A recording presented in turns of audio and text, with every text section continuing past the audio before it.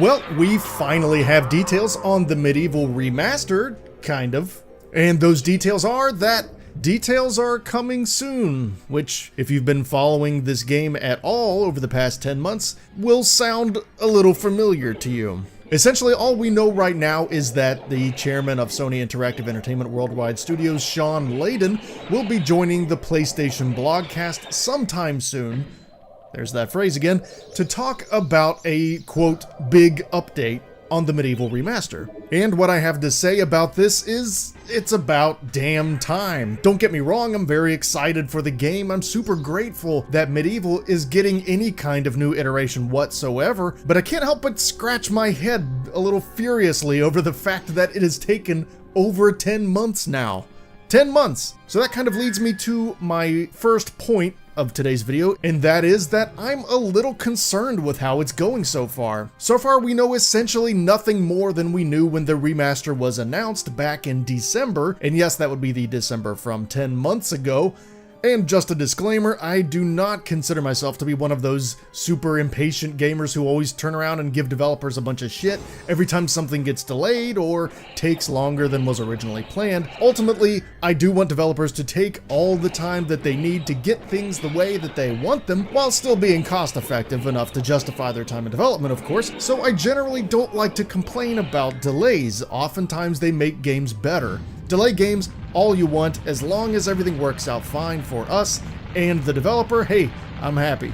But there does come a point where I think some communication to fans is prudent, and if I'm being honest, I think we're way past that point with the MediEvil Remaster. I mean, according to the almost year-old now trailer, we would be getting more details soon, but whose definition of soon is 10 months? Can you imagine any area of life where soon means 10 months? I can't. And again, I'm not pointing this out just to complain or throw shade, but rather I'm trying to explain why I'm starting to be concerned. I seriously doubt that when they launched that trailer, they intended to wait 10 more months before showing us anything of any consequence, let alone even talking about it at all. So I don't think it's unreasonable to suspect that something is up with the development of the game, or at least something was up with it, and maybe now it's been fixed, whatever it was. In my last video about the MediEvil Remaster, I pointed out a concern that I had about which game the remaster was going to be a remaster of, given that there were audio clips and other assets being used in the trailer that were clearly from the PSP reboot of MediEvil, which most OG fans like myself consider to be inferior to the PS1 original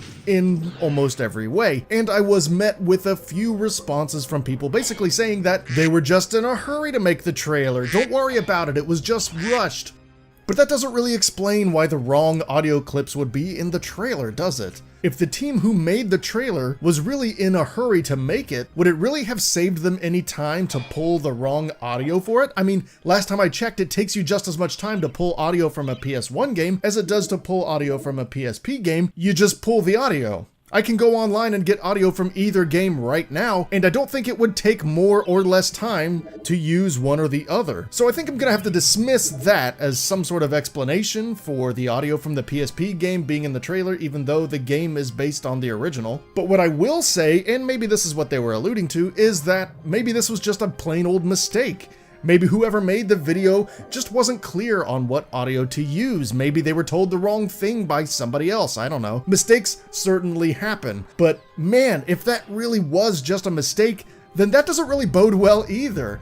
Can you imagine being hired by Vicarious Visions or Bluepoint or whoever it is making the remaster to edit together a trailer and using the wrong audio from the wrong game and inspiring videos like mine to pop up on YouTube? I mean, if that's what happened, then surely whoever is responsible for that is in some serious shit, and they probably should be. Don't get me wrong, I hope it was a mistake. That's the explanation that would probably put me the most at ease. But if it was, then there is still some serious incompetence floating around in the orbit of this project, or at least there was. Now, my second point that I want to touch on in this video is my working theory I have about why that audio was in that trailer and why we've gone so long without hearing anything new. I think it's very possible that they were going to remaster MediEvil Resurrection at first, but then once they saw the reaction to that trailer from longtime fans like myself, who basically are unanimously hoping that it's not based on Resurrection, they switched gears and to one degree or another kind of started over so they could make it more closely resemble the original, which is the game that has an actual fan base. That would explain why it's taken so long for us to get any new information, since they had to take such a huge step backwards,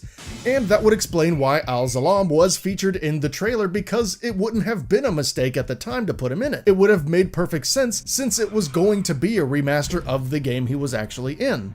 You may agree with that theory, you may disagree with it, hell, I'm not even sure if I'm totally dead set on it at this point, but I will say that I can't really think of anything else that would really explain all of those questions at once. And odds are, if I'm right, we'll probably never really have it confirmed or denied because, well, that's just not really how marketing works these days. And as far as the rumors of it being a collection of the first and the second game, that's an issue I'm really going to be keeping my eye on during the Sean Layden appearance on the PlayStation Blogcast, because that would be awesome. Hell, if I'm right about my theory, maybe we'll get all three since they've already probably done work on Resurrection anyway. But only time will tell on all of that stuff. I have seen some rumors going around about a big boner bundle that says it's both games, which would be awesome to see, but I suspect that's not what it is. In any case, I'm still excited for this, and I have a hunch we'll be hearing a lot more of it very soon, maybe after the Spyro remaster launches, so Sony doesn't have to talk about two PS1 remasters at once. I can sort of understand why they wouldn't want to do that, but I don't know. I mean, this is just one man's thoughts and opinions. Feel free to post yours in the comments below. I'm still following this as closely as I ever was, and I want to know what everyone else thinks. In the meantime, thanks for watching.